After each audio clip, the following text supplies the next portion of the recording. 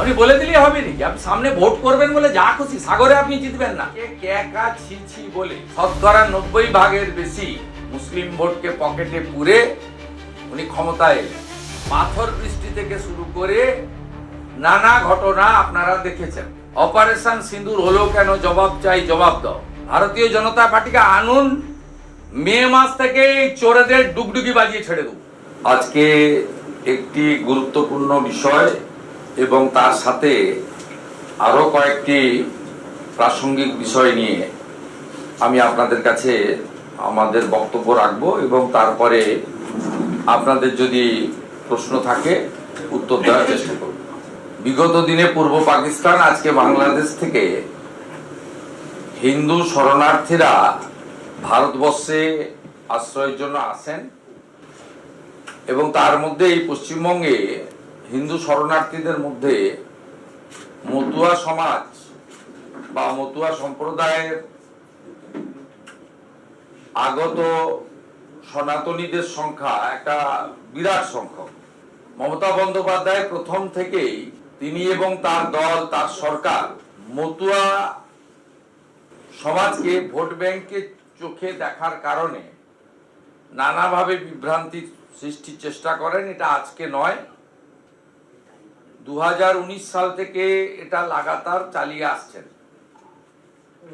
এবং মতুয়া ঠাকুরবাড়ির পরিবারের মধ্যেও রাজনৈতিক বিভাজন ঘটিয়ে এই সম্প্রদায় বা সনাতনীদেরকে বা মতুয়াদের দুর্বল করার চেষ্টা আমরা দেখেছি। যে বিভীষিকাময় দেশভাগের আগে যখন দলে দলে অর্থনৈতিকভাবে বা সামাজিকভাবে যারা পিছিয়ে পড়া ছিলেন তাদেরকে যারা ইসলামিক শাসক ছিলেন বা তারা ধর্ম পরিবর্তন করার জন্য চাপ দিতেন। 1907-8 সালে ঠাকুর হরিচাঁদ ঠাকুর গুরুচাঁদ ঠাকুরের নেতৃত্বে মতুয়া সৃষ্টি হয় এবং 1945 সাল থেকে প্রণম্য পিয়ার ঠাকুরের নেতৃত্বে নাগরিকত্বের প্রশ্নে এক সংঘবদ্ধ দাবি এবং সংগ্রাম চালু ছিল এবং বিভিন্ন সময় পশ্চিমবঙ্গে যারা শাসন করেছেন, কখনো কংগ্রেসের সময়কাল, কখনো বামফ্রন্টের সময়কাল, তারা এদের প্রতিশ্রুতি দিয়েছেন এবং দেশেও যারা ক্ষমতায় ছিলেন তারাও অনেক সময় প্রতিশ্রুতি এদের দিয়েছেন, কিন্তু কেউ পূরণ করেননি। 19 সালে লোকসভা নির্বাচনের প্রাক্কালে ভারতীয় জনতা পার্টির প্রার্থী শান্তনু ঠাকুরের সমর্থনে সভা করতে এসে দেশের প্রধানমন্ত্রী বলে গেছিলেন যে আমরা যদি এবারে ক্ষমতায় আসি, আমরা সিটিজেন অ্যামেন্ডমেন্ট অ্যাক্ট সিএ নাগরিকত্ব সংশোধনী বিল আমরা এনে আপনাদেরকে সহ নাগরিক বা সমনাগরিকের মর্যাদা দেব। তিনি তার কথা রেখেছেন এবং নাগরিকত্ব দিয়েছেন। সেই সময়কালে যখন গোটা ভারতবর্ষ সিএএ কে সমর্থন জানিয়েছে, কোথাও কোনো প্রতিবাদ হয়নি, প্রথম সিএএ কে ক্যাকা ছি ছি বলে কলকাতার উত্তরের সিথির মোড় থেকে শ্যামবাজার পাঁচমাথার মোড় পর্যন্ত মমতা ব্যানার্জি মিছিল করেছিলেন যে এই সিএএ মানে এনআরসি, এতে মুসলিমদেরকে ভারতবর্ষ বা পশ্চিমবঙ্গ থেকে বের করে দেওয়া হবে এবং যারা রয়ে যাবেন তাদের ডিটেনশন ক্যাম্পে পাঠানো হবে। এবং তিনি আগুনটা লাগিয়েছিলেন। তার ফলশ্রুতিতে এই ওয়াকফ অ্যামেন্ডমেন্ট বিলের যে হরগোবিন্দ দাস চন্দন দাসের পরিণতি, সেই 19-এও কিন্তু মালদার শামসি থেকে মুর্শিদাবাদ জেলার হাজারদুয়ারি এক্সপ্রেস পোড়ানো থেকে, রেল লাইন ওপড়ানো থেকে, বেলডাঙ্গা রেজিনগরের রেল স্টেশনে আগুন লাগানো থেকে, নবান্নর ঢিল ছড়া দূরত্বে সাঁতরাগাছিতে লাইন দিয়ে 37টা বাস পুড়িয়ে দেওয়া থেকে শুরু করে উলবেড়িয়াতে ভেলোর থেকে আসা করমণ্ডল এক্সপ্রেসে পাথর বৃষ্টি থেকে শুরু করে নানা ঘটনা আপনারা দেখেছেন। এবং 20 সালে আপনার করোনা বা কোভিড আসার জন্য সিএএ রুল কার্যকর হলো না এবং 21-এর বিধানসভা ভোটে মুসলিম জনগোষ্ঠীকে এনআরসি সিএ কে এনআরসি বলে শতকরা 90% বেশি মুসলিম ভোটকে পকেটে পুরে উনি ক্ষমতায় এলেন। সিএ কার্যকর হওয়ার পরে প্রমাণ হয়েছে যে এটা এনআরসি নয়, এর সঙ্গে ডিটেনশন ক্যাম্পের কোনো সম্পর্ক নেই। আবার একটা ভোট আসছে, তাই আবার এনআরসির জুজু দেখাতে হবে। তাই মমতা বন্দ্যোপাধ্যায়ের এখন অস্ত্র হচ্ছে এসআইআর। ব্যবহার করছেন কাকে? ঠাকুর বাড়ির মধ্যে তৃণমূল কংগ্রেসের সঙ্গে থাকা মাননীয়া শ্রীমতী মমতা বালা ঠাকুর মহোদয়া, রাজ্যসভার সাংসদ এবং তৃণমূলের একটা অংশকে, বিশেষ করে হিন্দু শরণার্থী মতুয়াদের পাশে নরেন্দ্র মোদীজি যেভাবে দাঁড়িয়েছেন, তার কথা রেখেছেন, যেভাবে একদিকে দেশের স্বাধীনতার পরে একমাত্র প্রধানমন্ত্রী, কোন প্রধানমন্ত্রী মুখ্যমন্ত্রী ঠাকুরের জন্মস্থান বর্তমান বাংলাদেশের ওরাকান্ডিতে যাননি, যেখানে আমাদের যশস্বী প্রধানমন্ত্রী নরেন্দ্র মোদী গিয়ে সেখানে প্রণাম নিবেদন করে এসেছেন। অন্যদিকে মমতা বন্দ্যোপাধ্যায় মালদা জেলার গাজলে একটি কর্মসূচিতে দাঁড়িয়ে শ্রী শ্রী হরিচাঁদ ঠাকুর, শ্রী শ্রী গুরুচাঁদ ঠাকুরের নাম বিকৃত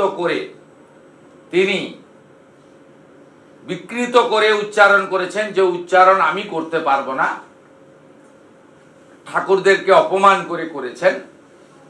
এই তো নরেন্দ্র মোদীজির সঙ্গে তৃণমূল কংগ্রেসের সুপ্রিমো তথা রাজ্যের মুখ্যমন্ত্রী বাংলাদেশের যখন হিন্দু শরণার্থীরা আক্রান্ত হয়, যখন তারা ঘর ছাড়তে বাধ্য হন, তখন এই মুখ্যমন্ত্রী মুখ থেকেও কোনো বক্তব্য বেরোয় না। আবার একইভাবে বামপন্থীরা অপারেশন সিঁদুর হলো কেন, জবাব চাই, জবাব দাও। আবার এখন মিছিল হচ্ছে সাম্রাজ্যবাদ ভেঙে দাও, কিন্তু দীপুচন্দ্র দাসের জন্য এদের মুখ থেকে কোনো আওয়াজ বেরোয় না, এটা সবাই জানে। মতুয়া সমাজ মূলত নিজেদের মতুয়া সমাজ এবং ঠাকুরদের যে তাদের দেখানো মত পথকে রক্ষা করার সাথে সাথে সনাতনকে রক্ষা করার জন্য তারা দেশ ছেড়েছেন। এমনকি বেশ কিছু, শুধু মমতা বন্দ্যোপাধ্যায় নয়, তার এমএলএ রায়গঞ্জের কৃষ্ণ কল্যাণী মতুয়া সম্প্রদায়ের একজন মানুষকে দিয়ে নিজের পা ধৌত করেছেন, যেটা গণতন্ত্রের পক্ষে এবং বর্তমান অবস্থার ক্ষেত্রে একটি লজ্জাজনক অবস্থান। মমতা বন্দ্যোপাধ্যায়ের বক্তব্য, এই দেশে কোনো সিএ হবে না, কোনো এনআরসি হবে না, এটা বাঙালিদের বাংলা থেকে বের করে দিয়ে গুজরাট বানানোর জন্য বিজেপির একটি চক্রান্ত। যদি সিএ কার্যকর করতে দেওয়া হয়, তবে ওরা আপনার দিদিমার বয়স আর ঠাকুরদার জন্ম তারিখ জানতে চাইবে। আপনারা কি সেটা জমা দিতে পারবেন? লক্ষ্মীর ভান্ডার নেওয়ার জন্য, ভাতা নেওয়ার জন্য আমাদের কাছে পৌঁছে যান কাঠের মালা পরে। এই আচার মালাকেও যেভাবে অপমান করা হয়েছে, সেটাও আপনারা নিশ্চিতভাবে জানেন। তাই আমরা মনে করি এই আন্দোলন বা এই প্রতিবাদ, এতে প্রকৃত মতুয়া সমাজ যুক্ত নয়। তৃণমূল কংগ্রেস পরিচালিত নির্বাচনের আগে একটি ড্রামা এবং নাটক। অবৈধভাবে জামাতিরা হটিয়ে যে দখল করার পরে তারা টার্গেট করেছিল হিন্দু সমাজকে। রতন মজুমদার বলে একজন সরকারি কর্মচারীকে বলা হয়েছিল ধর্ম ছাড়বে না চাকরি ছাড়বে। তিনি বাধ্য হয়েছেন ধর্ম ছাড়তে। তার নাম এখন নোটারিতে হলফনামা করে শেখ শফিউল্লাহ। আর যারা ছাড়তে চাননি ধর্ম, গীতার বাণীকে রক্ষা করতে চেয়েছেন, ধর্ম রক্ষতি রক্ষিত, তাদেরকে পশ্চিমবঙ্গের একমাত্র পুলিশ অত্যাচার করেছে বাংলাদেশ থেকে 5ই আগস্টের পরে চলে আসা 2024-এ 85 বছরের বৃদ্ধা মা তার 45 বছরের বিবাহিত কন্যাকে নিয়ে এক কাপড়ে খালি পায়ে তারা পঞ্চগড় জেলা থেকে জলপাইগুড়ি হয়ে রায়গঞ্জে এসে উঠেছিলেন এক দূরাত্মীয়র বাড়িতে। তাকে পর্যন্ত গ্রেপ্তার করে তাকে 2 বছরের জেল দেওয়া হয়েছে। পশ্চিমবঙ্গ পুলিশ এফআইআর করেছে, চার্জশিট করেছে এবং দ্রুত 3 মাসের মধ্যে ট্রায়াল করিয়ে তাকে কনভিকশন করা হয়েছে। তিনি এখন রায়গঞ্জের জেলে আছেন। রানাঘাট জেলে গেলে, বারাসাত জেলে গেলে আপনারা দেখতে পাবেন কত বাংলাদেশের হিন্দু সেখানে জেলের মধ্যে আটকে আছে এই মমতা ব্যানার্জির পুলিশের এফআইআর করার জন্য। তাই বাধ্য হয়ে ভারত সরকার, যশস্বী প্রধানমন্ত্রী নরেন্দ্র মোদী পরে আরেকটা অর্ডার করে দিয়েছেন। সেটা কিন্তু পশ্চিমবঙ্গে আসা বাংলাদেশি হিন্দু শরণার্থীদেরকে মমতা ব্যানার্জির আশ্রিত তার পোষিত পুলিশের হাত থেকে বাঁচানোর জন্য 31/12/2024 পর্যন্ত যারা বাংলাদেশ থেকে ধর্ম বাঁচানোর জন্য, প্রাণ বাঁচানোর জন্য ভারতে আসবেন, তাদেরকে ভারতবর্ষের কোনো রাজ্যের কোনো পুলিশ তাদেরকে হয়রানি করতে পারবে না। জোর করে ডিপোর্ট, তাদের আবার ফিরিয়ে দেওয়া, পুশব্যাক করতে পারবে না। এটা নরেন্দ্র মোদীজি করে দিয়েছেন। বাংলা হান্টের আরও খবর দেখতে নজর রাখুন। বাংলা খবর মানেই বাংলা হান্ট।